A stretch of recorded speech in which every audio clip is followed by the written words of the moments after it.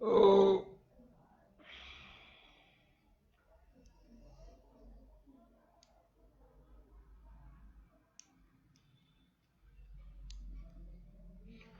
Good evening दोस्तों, very very good evening. अच्छा लग रहा है कि नैक कमिटी और मेरे पेंशनर भाई कोई तो भी मुझे सुन रहा है बोल के अच्छा लग रहा है। मुझे नैक कमिटी के बारे में ही बात करना है। अनशन आंदोलन के बारे में बात करना है। जिस तरह से ये संघर्ष यहाँ तक पहुँचाया नैक कमिटी ने, उसके लिए मैं बहुत ही उनको शुक्रिया अदा करता हूँ, क्योंकि वो 65 लाख परिवारों के लिए अपना युद्ध लड़ रहे हैं। दोस्तों, सोचने की बात है, जो नैक कमिटी जिसका कोई भी पॉलिटिकल बैकग्राउंड नहीं है, वो नैक कमिटी अगर आप देखा जाए तो गवर्नमेंट से लड़ रही है, अपोजिशन अपोजिशन पार्टी से लड़ रही है, मीडिया से लड़ रही है। अगर आप देखेंगे, नैक किस किस से लड़ रही है। एक तो देश में के अज्ञान के अगेंस्ट नैक कमिटी लड़ रही है। एक तो देश के सरकार के अगेंस्ट, बहुमत की सरकार के अगेंस्ट नैक कमिटी लड़ रही है। एक देश के अपोजिशन पार्टी के अगेंस्ट नैक कमिटी लड़ रही है। एक देश के पॉलिटिकल पार्टीज के अगेंस्ट नैक कमिटी लड़ रही है। एक देश के मीडिया के अगेंस्ट नैक कमिटी लड़ रही है। और अपने अंदर इतना दर्द लिए, उन पेंशनरों का दर्द लिए वो देख रहे। नैक कमिटी को तो पूरा पता है, जैसे कि माननीय कमांडर अशोक राउत सर जी ने कहा कि हमारी ऐसी कोई भी सुबह नहीं होती कि जिस दिन हमें श्रद्धांजलि से शुरुआत नहीं करनी पड़ती है। बहुत बड़ी बात कही सर ने। सरकार के लिए तो ये बात बहुत ही निंदनीय बात है कि इतनी बड़ी बात अगर कोई इंसान कह रहा है, जो नेतृत्व दे रहा है उस नैक कमिटी को, जिसका कोई पॉलिटिकल बैकग्राउंड नहीं है। सही बोले तो माननीय पंतप्रधान नरेंद्र मोदी जी ने 4 मार्च को ये बात पकड़ लेनी चाहिए थी कि इन बुजुर्ग पेंशनरों को, 65 लाख पेंशनर को, कोई भी पॉलिटिकल पार्टी, कोई भी अपोजिशन पार्टी इनको साथ में मदद करने नहीं आया है। ये नैक कमिटी कैसे स्थापित हुई होंगी, इन्होंने शक्ति कहां से अर्जित की होंगी, ये ऊर्जा कहां से अर्जित की होंगी, जो अपने देश की डेमोक्रेसी को बचाने, अपने देश के पीड़ित और शोषित वर्ग पेंशनरों को न्याय दिलाने के लिए ये ताकत इन्होंने कहां से जुटाई होंगी। आज तो सबको पता है, माननीय पंतप्रधान श्री नरेंद्र मोदी जी को भी पता है कि लोकशाही कितने घटिया वातावरण से गुजर रही है। लेकिन इसके बावजूद भी नैक कमिटी खड़ी कैसे हुई और यहां तक पहुंची कैसा, किस तरह से इन्होंने शक्ति जुटाई है। इन इन बुजुर्ग लोगों ने किस तरह से शक्ति जुटाई होंगी, धन शक्ति कहां से आया होगा, किस तरह से कर रहे होंगे ये लोग। इनको ना मीडिया सपोर्ट करता है, ना अपोजिशन पार्टी सपोर्ट करता है, सरकार इन्हें सुनना नहीं चाहता है, लेकिन इन लोगों ने शक्ति कहां से अर्जित की होंगी, ये बहुत बड़ी बात है, समझने की बात है। तमाम सरकार, केंद्र सरकार हो चाहे राज्य सरकार हो चाहे अपोजिशन पार्टीज हो, इन सबके लिए यह बहुत खेदजनक बात है कि उनके होते हुए भी इन गरीब पेंशनरों को इतना संघर्ष करना पड़ा। और उसी के चलते, इस संघर्ष के चलते ही नैक कमिटी का जन्म हुआ। अभी तक कोई भी पेंशनरों को देखने के लिए तक तैयार नहीं था। पेंशनर देश का हिस्सा है ये मानना ही नहीं चाहते हैं ये लोग। इसीलिए तो उनको ये कौड़ी मोल भाव दिया है नैक कमिटी ने। कहीं तो भी आके सिर्फ उनको न्याय नहीं दिलाना, तो सिर्फ उनके, बल्कि उनके अस्तित्व को भी जगाने का काम नैक कमिटी ने किया है। इन बुजुर्ग लोगों के अंदर एक ऊर्जा संचारित हुई है। ठीक है, लड़ते लड़ते मर रहे हैं, न्याय नहीं मिल रहा है, लड़ते लड़ते मर रहे हैं, कितने पेंशनर मर चुके, लेकिन जो मरे हैं वो मरे नहीं है, वो शहीद हुए हैं। अपने देश में आजादी मिलने के बाद भी अभी भी देश में शोषण चलता है, शोषण होता रहता है। उसके बावजूद भी इन बुजुर्ग पेंशनरों ने, इनको कोई भी सपोर्ट नहीं होते हुए भी इतनी बड़ी नैक कमिटी का गठन किया। और वो नैक कमिटी अपना अपना योगदान बहुत ही खूबसूरती से दे रही है। आज आज महात्मा गांधी जी अगर जिंदा होते तो नैक कमिटी को जरूर सल्यूट करते थे, उनके जज्बे को जरूर प्रोत्साहन करते थे, क्योंकि महात्मा गांधी जी यही चाहते थे कि उन्होंने जन आंदोलनों के ही चलते देश को आजादी दिलवाई। किस तरह से उन्होंने दांडी यात्रा निकाली, मीठा सा सत्याग्रह किया। चाहे बाबा साहेब अंबेडकर जी को भी आप स्टडी करोगे कि उन्होंने सविचे तड़े जो उन्होंने वहां पे ये किया, तो जो आंदोलन किया उन्होंने, और लोगों को जो न्याय दिलाने के लिए उनके अंदर जो शक्ति इकट्ठी। दोस्तों, मारतोड़ करना बहुत आसान होता है, दंगे करना बहुत आसान होता है, लेकिन सत्याग्रह बहुत मुश्किल है। ये इतना बड़ा सत्याग्रह दोस्तों, नैक कमिटी किससे किससे लड़ेगी? नैक कमिटी गरीबी से लड़ रही है, अज्ञान से लड़ रही है, बहुमत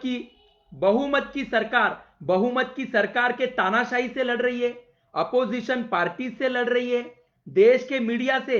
देश की मीडिया इन गरीब लोगों की समस्या सरकार तक उठाना नहीं चाहता है, सरकार को गलतियां बताने का भी मीडिया अपना काम नहीं कर रहा है दोस्तों। तो NAAC committee is fighting against government, opposition parties and media. अपनी गरीबी के साथ साथ नैक कमिटी किस किस से लड़ रही है? गवर्नमेंट से लड़ रही है, अपोजिशन। जो गवर्नमेंट क्यों बनाई गई है? गवर्नमेंट देश के तरक्की के लिए बनाई गई है।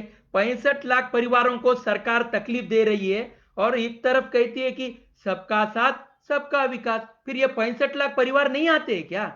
सबका साथ सबका विकास में 65 लाख परिवार नहीं आते थे क्या? क्या भारतीय जनता पार्टी का कोई नेता, कोई खासदार, कोई प्रदेश प्रवक्ता इन नैक कमिटी, इन बुजुर्ग पेंशनरों को देखने के लिए तैयार नहीं हुआ?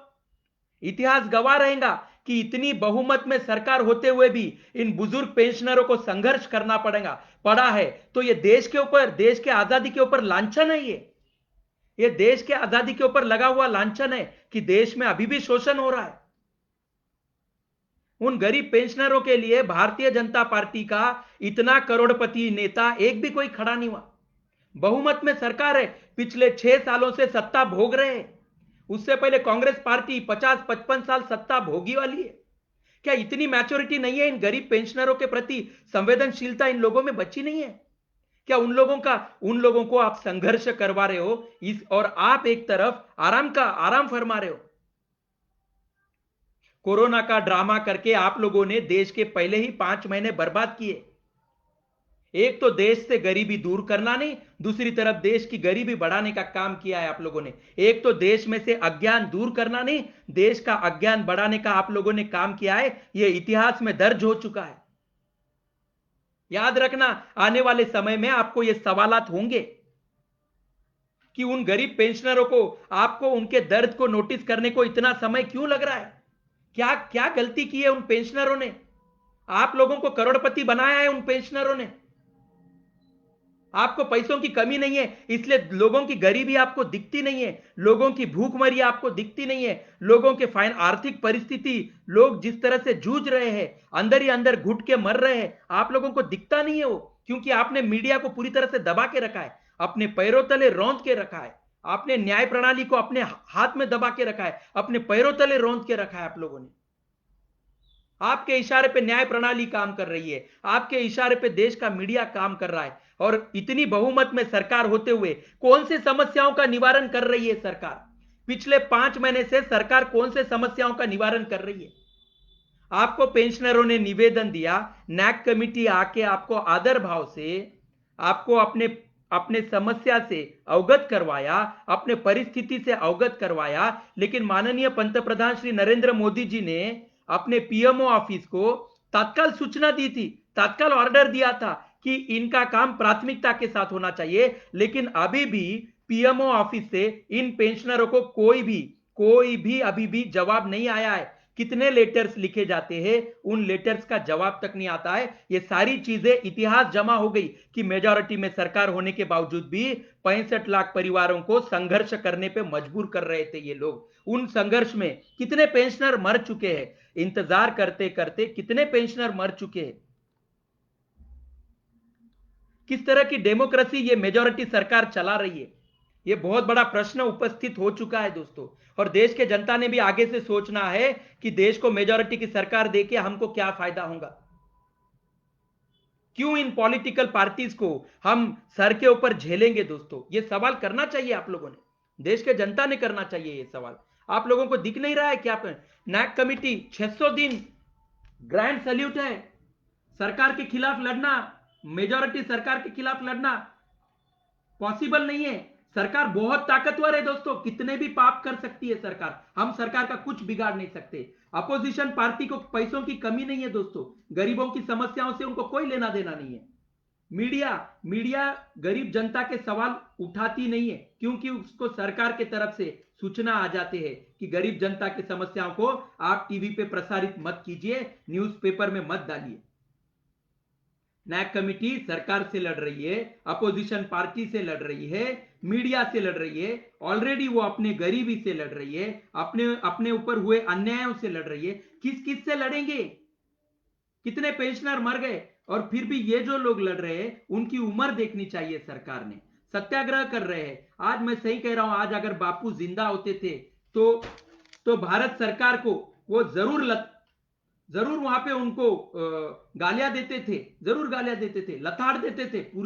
पूरे शब्दों में मैं कहूंगा, अगर बापू को आज की समस्या से मैं अवगत करवाऊंगा तो बापू नैक कमिटी को प्रोत्साहन करते हुए इस सरकार को, इस अपोजिशन पार्टीज को और इस मीडिया को जरूर लताड़ देते थे कि इनको गरीब शोषित वर्ग का अन्याय दिखता नहीं है, उनके ऊपर हो रहे अत्याचार दिखते नहीं है, उनका संघर्ष दिखता नहीं। वो न्याय के लिए जिस खूबसूरती से सत्याग्रह कर रहे हैं, सत्य और अहिंसा के मार्ग पे सरकार को बिना तकलीफ दिए, जनता को बिना तकलीफ दिए अपना खामोशी से अपना आंदोलन जारी किए हैं, अपने मांगों के प्रति अटल है, अपने न्याय के प्रति अटल है, और फिर भी सरकार को जाग नहीं आ रही है, विरोधी पक्षों को तरस नहीं आ रहा है, तो इससे साबित हो रहा है कि देश में डेमोक्रेसी अभी बची कहां है दोस्तों।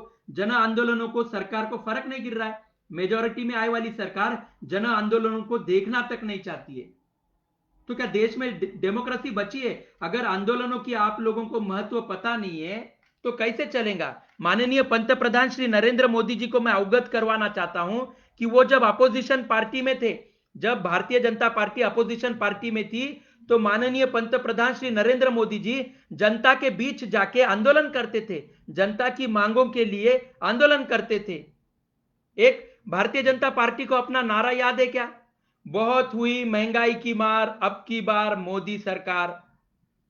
क्यों कहा था बहुत हुई महंगाई की मार, अब की बार मोदी सरकार? क्यों कहा था भारतीय जनता पार्टी ने? फिर अभी ये 1000 रुपए जो पेंशन ले रहे हैं लोग, तो भारतीय जनता पार्टी को समझ में नहीं आ रहा है कि आपकी इतनी महंगाई में वो 1000 रुपए में पिछले 15-20 सालों से कैसे गुजारा किया होगा, अपने अंदर ही अंदर घुट के जिया होगा वो इंसान।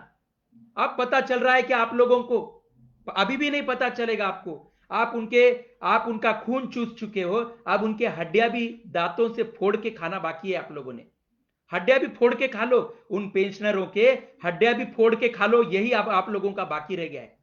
और कितना आप अपनी मक्तेदारी करोगे इस देश में? क्या देश ने आपको कमी की है? किस चीज की कमी है आपको इस देश में? दुनिया की सबसे बड़ी लोकशाही कहते हैं, क्या देश की दुनिया की सबसे बड़ी लोकशाही यही काम कर रही है क्या? परसों अभी इंडिपेंडेंस डे है, मैं मोदी जी से कहना चाहता हूं कि वो सेना के सर सेनापति जी से झंडा वंदन करवाए इस बार तो भी, क्योंकि सरकार से गरीब पीड़ित शोषित वर्ग को कोई न्याय नहीं मिल रहा है, और वो देखना भी नहीं चाहते। न्याय दिलाना तो दूर की बात, उनको देखना तक नहीं चाहते। तो भारत के पंतप्रधान के प्रति मैं मान कैसे सम्मानित करूं? मैं भारत के पंतप्रधान को सम्मानित कैसे देखूं? मेरी आत्मा नहीं सपोर्ट कर रही है। मैं भारत के पंतप्रधान को सल्यूट करना चाहता हूं, जैसे मैं तिरंगे को सल्यूट करता हूं, मैं भारत के पंतप्रधान को भी सल्यूट करना चाहता हूं, लेकिन भारत के पंतप्रधान मेरे को ऐसा मौका नहीं दे रहे। देश के राज्य सरकारें मेरे को ऐसा मौका नहीं दे रहे। गरीब जनता की समस्या इनको मजाक लगता है, समय पे समय पेंडिंग डाला जाता है, रोज पेंशनर मरते रहते, ये लोग आराम की जिंदगी गुजार रहे। ये सही चीज नहीं है दोस्तों। ये पिछले 70 सालों से वीआईपी लोगों को एक दर्जा, गरीब लोगों को एक दर्जा, ये कहीं ना कहीं चेंज होना चाहिए। न्याय प्रणाली में पार्शियलिटी, ये चेंज होना चाहिए दोस्तों।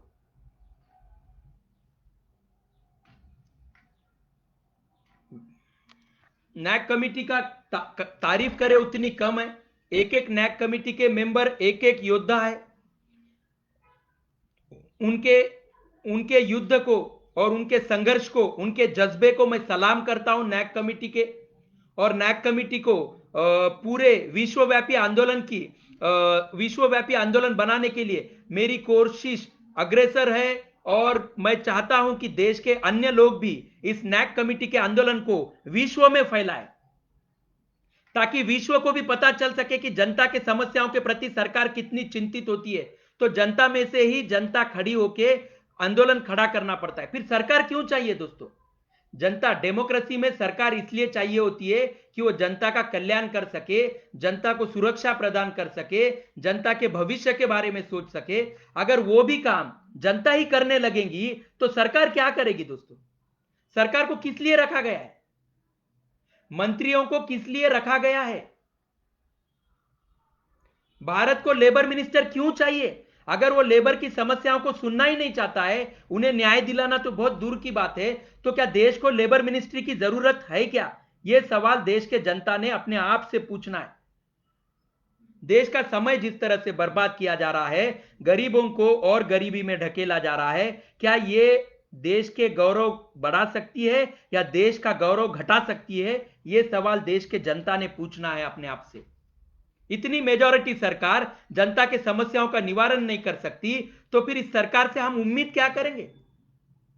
कौन से भारत की उम्मीद करें? कौन से भविष्य की उम्मीद करें इनसे? महासत्ता होगा क्या भारत? जनता अभी भी शोषण से पीड़ित है। महासत्ता कब बनेगा भारत?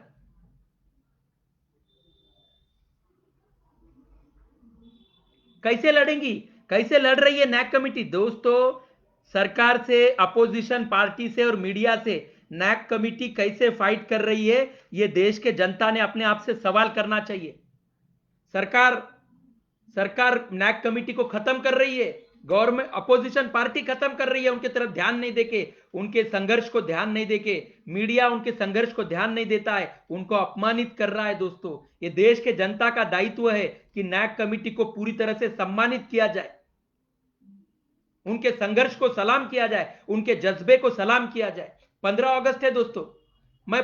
मैं इस बार का 15 अगस्त माननीय कमांडर अशोक राउत सर और समस्त नैक कमेटी को समर्पित करना चाहता हूं, क्योंकि वो जनता की समस्याओं के लिए लड़ रहे।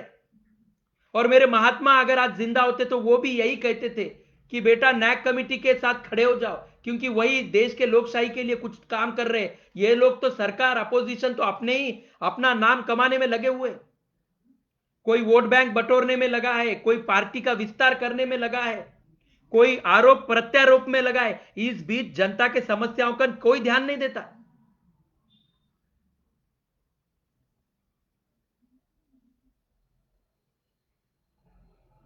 नैक कमेटी क्यों खड़ी हुई? क्या ऐसी मजबूरी आई नैक कमेटी खड़े करने की? क्या कभी सरकार अपना आत्मचिंतन करेगा? क्या सरकार में कहीं कुछ दोषारोपण रहा है जिसके चलते नैक कमेटी मजबूरी में खड़ी करनी पड़ी? और वो नैक कमेटी पिछले 6 सालों से कितनी तकलीफों से लड़ रही है, सरकार ध्यान नहीं देता। सरकार उनके संघर्ष को बिल्कुल महत्व नहीं देता। और इनके अभी मैं देखना चाहता हूं भारतीय जनता पार्टी के किसी भी आंदोलन को कैसे महत्व मिलता है। मैं मीडिया से सवाल करता हूं कि भारतीय जनता पार्टी जहां जहां आंदोलन करेंगी, आप कैसे कवरेज देते हो, मैं भी देखना चाहता हूं आप लोगों को। मीडिया का पूरी तरह से निषेध करता हूं। इस 15 अगस्त को ऐसे घटिया मीडिया का मैं पूरी तरह से निषेध करता हूं। भारतीय जनता पार्टी को प्रोत्साहन दिया जाता है, बड़ा चढ़ा के बताया जाता है भारतीय जनता पार्टी देशभक्त है, भारतीय जनता पार्टी धर्म के साथ है, भारतीय जनता पार्टी जनता के कल्याण के लिए है। ये क्या बनाया है देश का वातावरण? मीडिया को कुछ शर्म बची है क्या? देश की डेमोक्रेसी खत्म करने में मीडिया का बहुत बड़ा योगदान है। जनता जनता में फर्क करने का काम मीडिया ने किया है। यह बहुत बड़ी गलती हुई है। जनता ने भी आगे चल के भारतीय जनता पार्टी को वोट डालते समय 100 बार सोचना पड़ेगा कि हम भारतीय जनता पार्टी को वोट क्यों डालें। पूरा मीडिया उन्होंने अपने कदमों तले रौंद के रखा है, न्याय प्रणाली अपने हाथों में दबा के रखी है। उनके हिसाब से केसेस चलते हैं, उनके हिसाब से न्याय प्रणालियां चलते। ये कभी नहीं था ना देश में माहौल। जो कांग्रेस पार्टी गलती की, वही भारतीय जनता पार्टी गलती कर रही है। मैं यही बात कहना चाहता हूं दोस्तों। जरा देखो दोस्तों, नैक कमेटी वर्सेस मैच कैसे होती है दोस्तों? 1-1 होती है। लेकिन ये कितना मुश्किल है दोस्तों। NAC committee versus government plus opposition party plus media और प्लस सोई हुई जनता, इन सबसे लड़ रही है नैक कमिटी। किसके लिए? पेंशनर्स के लिए। 65 लाख ईपीएस 95 पेंशनर्स के लिए लड़ रही है। क्या वो 65 लाख ईपीएस 95 पेंशनर इस देश का हिस्सा नहीं है क्या? उनके दर्द से आपको दर्द नहीं होता है? आप कैसे मर गए हो दोस्तों? देश की जनता, सोई हुई जनता सरकार को ताकत बढ़ा रही है, अपोजिशन पार्टियों को ताकत बढ़ा रही है, मीडिया को ताकत बढ़ा रही है। क्यों नहीं सवाल किए जाते? कैसे लड़ रही है नैक कमिटी? 1:1 होना चाहिए दोस्तों। या तो नैक कमिटी की फाइटिंग गवर्नमेंट से होनी चाहिए। गवर्नमेंट भी कौन सी? Majority government. नैक कमिटी किससे लड़ रही है? Government plus opposition party plus media plus सोई हुई जनता, इन सब वर्ग से नैक कमिटी लड़ रही है। किसके लिए? गरीब पेंशनर्स के लिए। 15 अगस्त क्या सेलिब्रेट करोगे? किसको याद करोगे? शहीद हुए महात्माओं को याद करोगे? मत करो। शहीद हुए महात्माओं को, भगत सिंह जी को तो याद ही मत कीजिए। शहीद भगत सिंह जी को आपको याद करने का कोई अधिकार नहीं। महात्मा गांधी जी को याद करने का आपको कोई अधिकार नहीं है। लोकमान्य तिलक जी को आपको याद करने का कोई अधिकार नहीं है। स्वातंत्र्य वीर सावरकर जी को याद करने का आपको कोई अधिकार नहीं। छत्रपति शिवाजी महाराज को आपको याद करने का कोई अधिकार नहीं है। संभाजी महाराज को भी आपको याद करने का कोई अधिकार नहीं है। आपने मीडिया का दुरुपयोग किया, ब्रॉडकास्टिंग का दुरुपयोग किया। आप कभी भारतीय जनता पार्टी, कभी कांग्रेस जो ड्रामा करती है वो पूरे देश के सामने आ रहे। देश के जनता का जो समय बर्बाद किया गया ये पूरा देश को पता चल जाएगा। ये ईपीएस 95 पेंशनर का सबसे पहले कांग्रेस पार्टी ने अपनी गलती उसी समय एक्सेप्ट करनी चाहिए थी जब फैमिली पेंशन को ईपीएस 95 पेंशन बना दिया गया था। आपको समझ में नहीं आया? फैमिली पेंशन स्कीम देश को बर्बाद करने के लिए बनाई गई थी। आप लोगों ने अपनी गलती एक्सेप्ट की है। आपने अर्थव्यवस्था को गति प्रदान की। 1991 में अर्थव्यवस्था को गति प्रदान करने के टाइम पे आपको यह भी बात पता नहीं चला कि इन गरीब पेंशनरों के साथ आगे चल के, इस ईपीएस 95 कर्मचारियों के साथ आगे चल के अन्याय होगा। आप तो अर्थतज्ञ होते। मैं माननीय मनमोहन सिंह सर से पूछना चाहता हूं, माननीय माजी पंतप्रधान मनमोहन सिंह सर से पूछना चाहता हूं कि क्या आपको जरा भी अंदाजा नहीं आया कि इस ईपीएस 95 ये लोग मर जाएंगे आगे चल के, ये गरीबी में मर जाएंगे। मैं तो अर्थव्यवस्था को गति प्रदान करने जा रहा हूं, लेकिन इनके तनख्वाहें बढ़ाई नहीं गई उस हिसाब से। ये रिटायरमेंट को, इनका जो कार्यकाल फैमिली पेंशन स्कीम में गया है, मर जाएंगे ये लोग। लेबर मिनिस्टर को समझ में नहीं आया उस समय। 20 साल 25 साल फैमिली पेंशन स्कीम में गए, बचे वाले रिटायरमेंट के 8-10 साल उनके ईपीएस पेंशन स्कीम में गए। उनको रिटायरमेंट को 200 रुपए पेंशन, उनको रिटायरमेंट को 500 रुपए पेंशन। अरे आप लोगों के गलतियों के चलते उन गरीबों को क्यों मारा आपने? आपको गरीबी पता नहीं, आपको दारिद्र्य पता नहीं, आपको अज्ञान। आप तो अपना अज्ञान कभी एक्सेप्ट नहीं करोगे। आप बड़े बड़े लोग कभी एक्सेप्ट नहीं करोगे। और पेंशन बढ़ाने को इतना समय, 15 साल से 1000 रुपए 200 रुपए उन गरीबों ने पेंशन लेके लिए, और आप आराम की जिंदगी फरमा रहे हो। और आपका ही नाम होने वाला है, मुझे पता है। आप ही लोगों का नाम होगा, नैक कमेटी का नाम नहीं होगा, क्योंकि देश की जनता मोदी जी से मानती है। मोदी जी को 56 इंची सीना मानती है, अशोक राउत सर को नहीं मानती है। नैक कमेटी को 56 इंची नहीं मानेंगे, क्योंकि मीडिया में नहीं आती है ना। नैक कमेटी मीडिया के सामने नहीं आती है, इसलिए वो 56 इंची नहीं है। खाली भारत के पंतप्रधान 56 इंची है, भारतीय जनता पार्टी के बड़े बड़े नेता 56 इंची है, क्योंकि मीडिया में उनके कामों को बढ़ा चढ़ा के बताया जाता है। उनके गलतियों को नहीं बताया जाता, उनके कामों को बढ़ा चढ़ा के बताया जाता है। वही नैक कमेटी को क्या है, वो गरीब पेंशनरों के लिए लड़ रहे, वो 56 इंची नहीं हो सकते, क्योंकि उनका उनका काम बोलना चाहिए। मीडिया के थ्रू उनका काम बोलना चाहिए, तभी नैक कमेटी के काम को हम देखेंगे। तब तक नहीं देखेंगे रे बाबा। हम देश की जनता क्या है ना, हमको टीवी की आदत लग गई है, हमको मीडिया की आदत लग गई है। मीडिया जो बताएगा तभी हम सबूत मानेंगे, तब तक नहीं मानते हम। वो पेंशनर जो रोज मर रहे हैं, टीवी पे नहीं आता है। रोज एक दो पेंशनर मर रहे, मीडिया नहीं डालती है कि लड़ते लड़ते मर गए। ये योद्धाओं की तरफ सरकार क्यों नहीं देखती? इन गरीब पेंशनरों के जो अन्याय के चलते, न्याय के लिए लड़ते लड़ते जो मर गए, सरकार के तरफ आशा भरी नजरों से देखते देखते मर गए, वहां पे मीडिया क्यों नहीं देखती और सरकार को क्यों नहीं बताती? 56 इंची सिर्फ भारतीय जनता पार्टी हो सकती है दोस्तों, क्योंकि मीडिया उनके साथ है। मीडिया बड़ा चढ़ा के बातें बताता है। गरीब पेंशनर अशोक राउत सर कैसे 56 इंची होंगे? अशोक राउत सर नहीं हो सकते 56 इंची। क्या कर रहे हो? कौन है वो? कुछ भी नहीं, हमको क्या लेना देना है।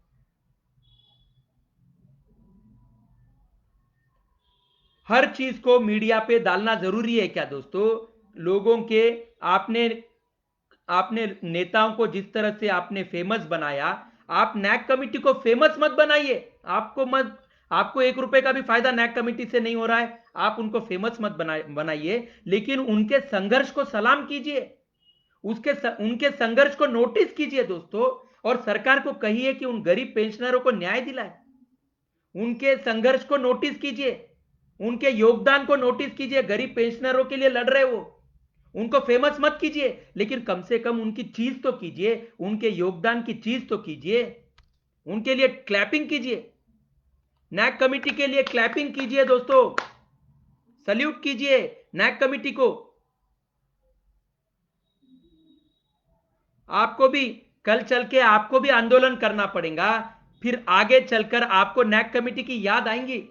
आज नहीं तो कल नैक कमेटी पूरे विश्व में अपना नाम कमा के रहेंगी, उसको कोई ये नहीं है, क्योंकि खरा तो सोना रहता और काम बोलता है दोस्तों।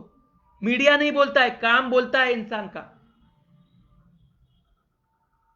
ऐसे नहीं करना चाहिए। मीडिया ने क्या वातावरण कर दिया है, भारतीय जनता पार्टी को जो शक्ति प्रदान की है मीडिया ने, वो अभी अतिथिते माती हो गया है। अब वो उसका एक्सप्लोजन शुरू हो गया है, उसी के चलते कोरोना का नाटक शुरू किया है, ताकत का मिसयूज।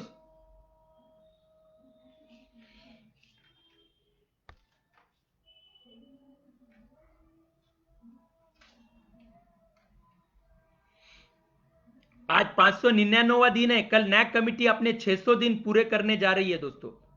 आप लोग सपोर्ट करते हो क्या नैक कमेटी को? उनके योगदान को आप सपोर्ट करोगे क्या दोस्तों? उनके लिए चीयर्स करोगे क्या दोस्तों? उस नैक कमेटी के लिए, उन बुजुर्ग योद्धाओं के लिए आप सलोट चीयर्स करोगे क्या दोस्तों? आपने मोदी जी को बहुत चीयर्स किया है दोस्तों। आप मोदी जी को इतना चीयर्स किए हो कि 56 इंची बना दिया।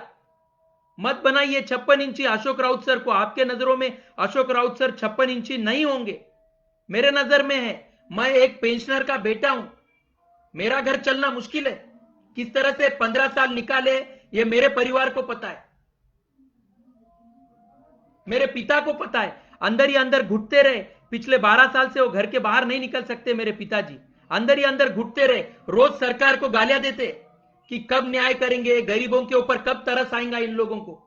लेकिन कैसे तरस आएगा? 56 इंची है वो, देश की जनता खड़ी हुई है भारत के पंत प्रधान के पीछे। अगर वो गलत भी कर्म करेंगे तो देश की जनता उनके साथ रहेगी, नैक कमेटी के साथ नहीं आएंगी, बुजुर्ग पेंशनरों के साथ नहीं आएंगी। और यही रहना चाहिए दोस्तों, ऐसे ही होना चाहिए। सिर्फ सरकार का साथ देना है दोस्तों, जनता का साथ आप लोगों ने नहीं देना है। जनता ऐसे ही लड़ते लड़ते मरना चाहिए, अन्याय के साथ मरना चाहिए देश की जनता। बहुमत के सरकार ऐसे ही भारतीय जनता पार्टी। बहुत हुई महंगाई की बार, अब की बार मोदी सरकार। चाय वाला पंत प्रधान बना है, हमें सबको गौरव होना, हमको गौरव हुआ, हमारे को अभिमान हुआ कि एक गरीब इंसान पंत प्रधान बना, एक चाय वाला पंत प्रधान बना। लेकिन अफसोस है मेरे को, जो चाय वाला पंत प्रधान बना वो आगे चल के चाय वाला नहीं रहा, चाय वाले को छोटा समझा गया। चाय वाले के गुण क्या होते हैं? लोगों को जगाने का काम करता है चाय वाला, लोगों को फ्रेशनेस देने का काम करता है चाय वाला, लोगों के अंदर का अज्ञान दूर करने का काम करता है चाय वाला। लेकिन ऐसा बदकिस्मती से पंतप्रधान बनने के बाद, जरासंध का मुकुट परिधान करने के बाद, माननीय पंतप्रधान श्री नरेंद्र मोदी जी ने ऐसा कोई काम नहीं किया है दोस्तों। बुरा लग रहा है। पेंशनरों का जो हाल किया है बहुत बुरा लग रहा है। राम मंदिर का मुद्दा, राम मंदिर का मुद्दा, भारतीय जनता पार्टी के लिए तो राम मंदिर का मुद्दा आस्था का था ही कहां? भारतीय जनता पार्टी के लिए राम मंदिर का मुद्दा कभी भी आस्था का था ही नहीं, वो तो वोट बैंक का था। क्रेडिट लेने का था, चाहे शिवसेना हो चाहे भारतीय जनता पार्टी हो, दोनों को भी क्रेडिट ही लेने का। 17 मार्च से महाराष्ट्र बंद है, लेकिन माननीय मुख्यमंत्री उद्धव जी ठाकरे जी कभी नहीं कहते कि मेरे देश के जनता को मैं तकलीफ दे रहा हूं, उनके अज्ञान का मैं फायदा उठा रहा हूं, ये क्यों नहीं बोलते?